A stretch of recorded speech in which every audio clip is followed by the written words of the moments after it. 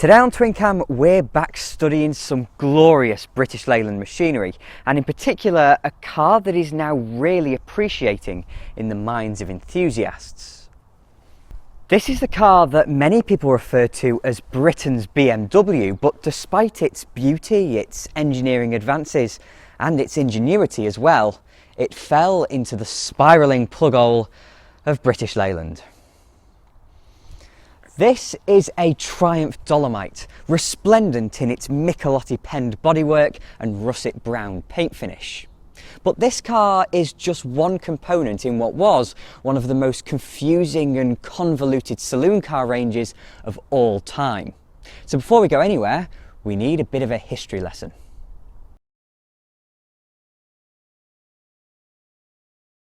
By the mid-1960s, Standard Triumph had been taken over by the Leyland Motor Company and was slowly but surely turning itself into a quasi-luxury manufacturer. The existing small Triumph was the Herald, a car that sat upon exceptionally basic mechanicals. But following the introduction of the six-cylinder, monocoque-bodied, smartly sprung Triumph 2000 in 1963, the Herald's replacement was about to get a lot more sophisticated. The car that emerged was the Triumph 1300 of 1965, bringing with it the buzzwords of British small cars of the 1960s, front-wheel drive. But the way in which the little Triumph achieved this was through a longitudinal engine, reducing its positive impact on packaging when compared to BMC's top-selling Austin & Morris 1100. Additionally, the luxury aspects of the 1300's design only added to the costs associated with the new drivetrain, meaning the 1300 was considerably more expensive than the Herald it was supposed to replace, forcing Triumph to keep the old car in production.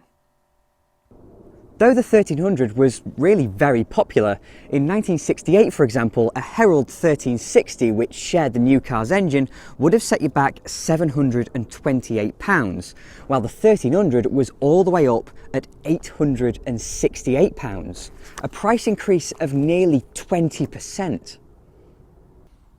Within only a couple of years, Standard Triumph had realised that they needed a car cheaper than the 1300, both to retain sales volumes and finally replace the Herald, while also keeping in mind a more expensive, faster car to plug the gap between the 1300 and the big Triumph 2000. The answer to their prayers lay within the existing 1300 as Triumph radically facelifted, re-engineered and relaunched the car, laying the foundations for their range of compact cars through the 1970s. The objective Triumph faced was designing a car that was cheaper to produce than the 1300, but that retained its sense of luxury and style while also tapping into the performance market, something the existing car had largely avoided. The mechanical setup, therefore, practically chose itself.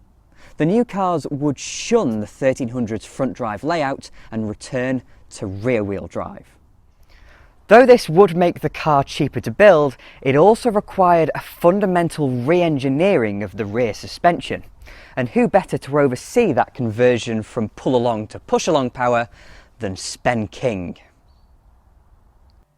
King's name isn't anywhere near as well known as it deserves to be, as he was the man behind truly seminal cars like the Rover P6 and Range Rover. But once Leyland bought Rover in the mid-60s, he was drafted in by Triumph to work his magic on their cars.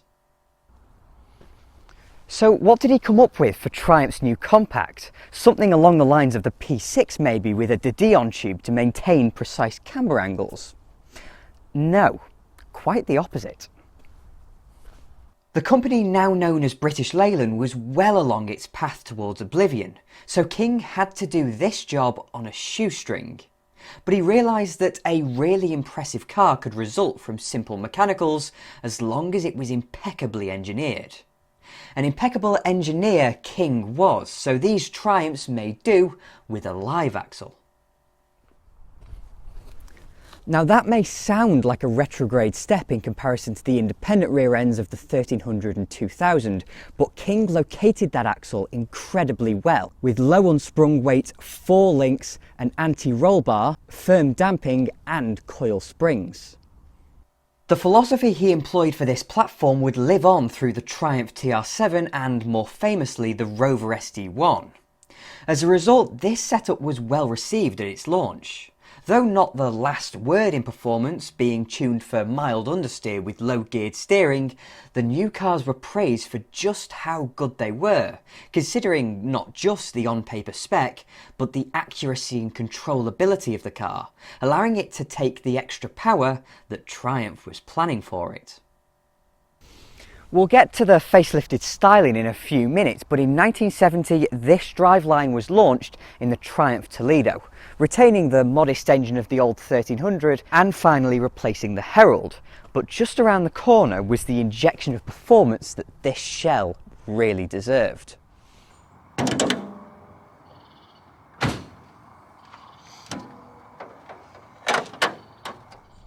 Under the forward hinging bonnet, because cool, is the infamous Triumph Slant-Four, an engine with an infinitely interesting story behind it and one that remains controversial over half a century later. In the mid-1960s, Triumph began developing an all-new engine that would bring their power plants bang up to date. With that, the Slant-Four has an overhead camshaft and an aluminium cylinder head. As the name suggests, the engine is canted over at 45 degrees, allowing for a few things, including the conversion into the V8 we saw in the Triumph Stag. But while under development, the engineering company Ricardo were aware of Triumph's progress and put them in touch with Saab. A deal was brokered and Saab funded a portion of the Slant-Four's development. As a result, the first car the new engine would find a home in was the Saab 99 of 1968. The Swedes would later build the engine themselves and buy the rights to develop it. In fact, this is the same engine that would end up with a snail on its side under the bonnet of the Saab 900 Turbo, and it would live through to 2009, 25 years after the Triumph badge was last placed on a car. But this was the first Triumph to use the all-new Slant-Four. In this form at 1850cc with twin HS4 carburettors alongside it, producing about 91 brake horsepower at 5,200 RPM and 108 pound-feet of torque at 3,500 revs. That number is about on the money for the era, a couple of horsepower more in fact than the equivalent BMW 1802, and that's what makes this car much sportier than the original 1300, much more so than the rear drive conversion. The front drive 1300 would live on with a bump in displacement to 1500cc, rebadged as the Triumph 1500. But this Slant-Four powered rear drive compact saloon was christened the Dolomite, meaning this end of the Triumph range consisted of 3 models, all sharing the same body shell. 2 of these had proper names, 1 of these had a unique engine, and another had front-wheel drive. See why this is so confusing now? Now we're virtually done with the semantics though, we can focus on this high-end compact saloon and what makes the Triumph Dolomite so special. For that, we must return to the Slant-Four. Triumph wasn't happy with a mere 90 brake horsepower in their range topper, and so they developed this engine to go into a proper super saloon, the Dolomite Sprint. To boost power, the Slant was bored out to 2 litres, fitted with twin HS6 carburettors, and most importantly, received a new cylinder head. The single cam was retained, but rockers were attached to actuate 4 valves per cylinder, making the Dolomite Sprint the first car ever available in Britain to have 16 valves as standard. This came together to total 127 brake horsepower, easily eclipsing its BMW counterpart, the 2002 Ti, with only the limited production 2002 Ti with fuel injection being able to match the 16 valve power of the mainstream production Triumph. What made the Sprint even more impressive was its price, only 2/3 that of the BMW, and at its launch, Motor Magazine decreed a BMW eater from Triumph, noting that it would in fact match a TII in the real world and beat an Alfa Romeo GTV. The Sprint was therefore something to behold both on its pace and its engineering. As proof of this, the Dolomite showed shades of success on the track, finishing on the podium at the 1974 Spa 24 Hours and winning both the manufacturers' and drivers' British Saloon Car Championships in 74 and 75 respectively. Leyland even took the Dolomite rallying for a couple of years, spurred on by its 16-valve engine and Spen King engineered suspension before they replaced it with the TR7, featuring both those elements in its motorsport spec.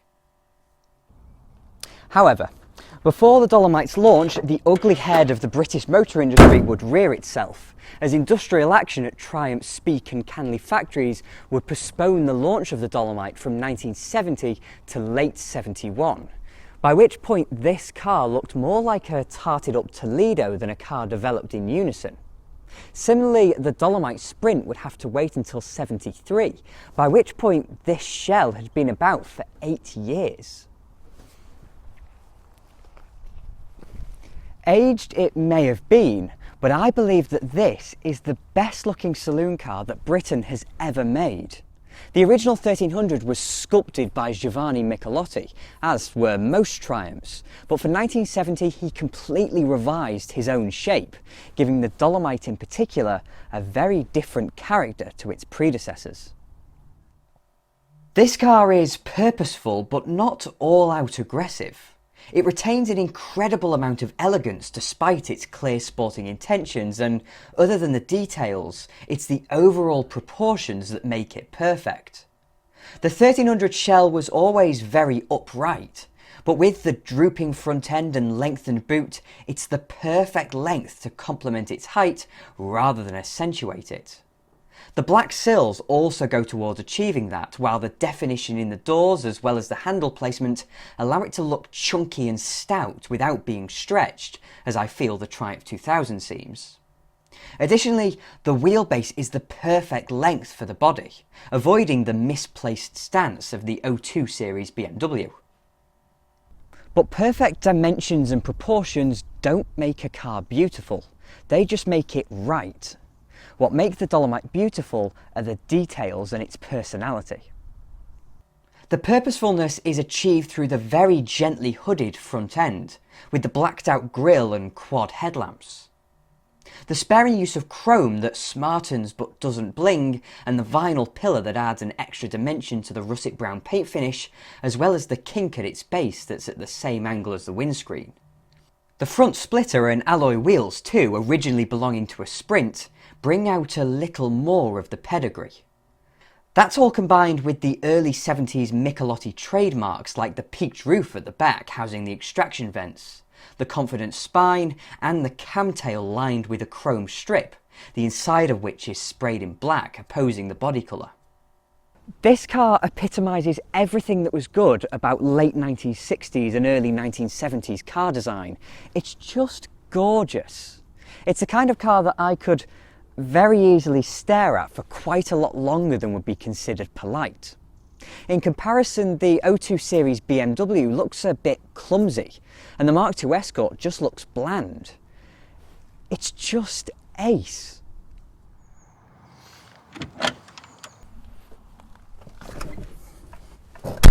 And that general theme continues inside. It's traditionally British with lashings of wood and very 70s beige brine nylon seats. But what isn't very 70s is a driving position.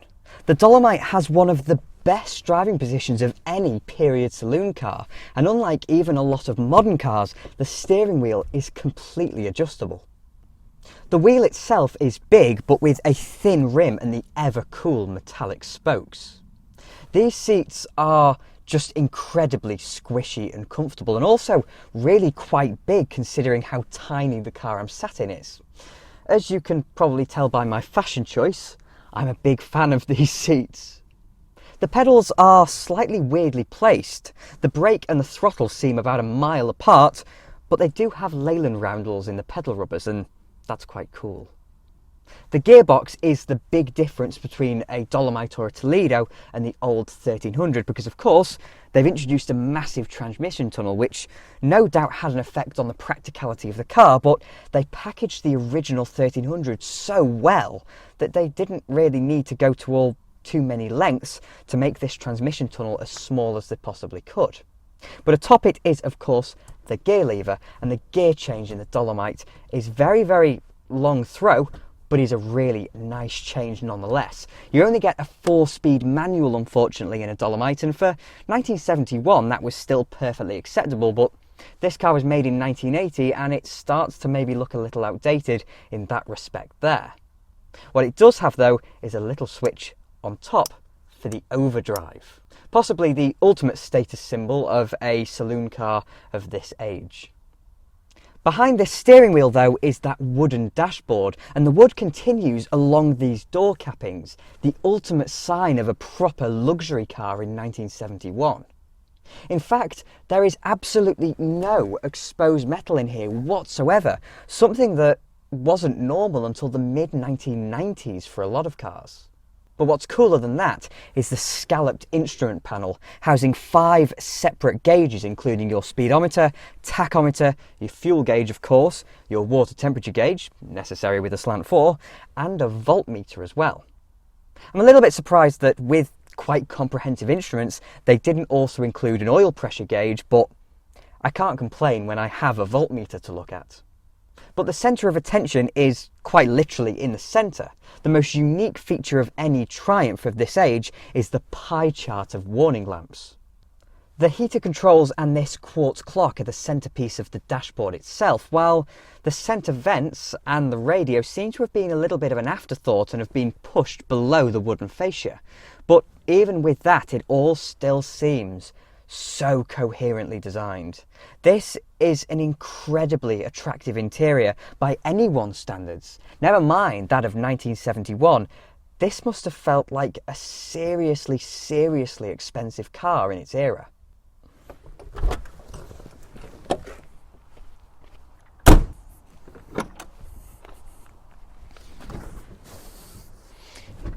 If you want a bit of perspective for just how small this car really is, look at that legroom.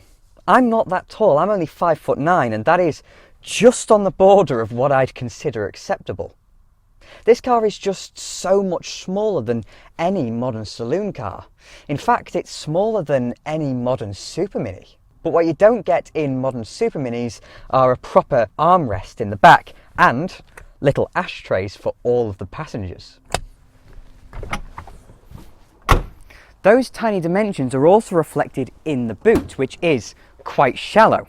But then again, considering the size of the car, that boot's actually really quite big.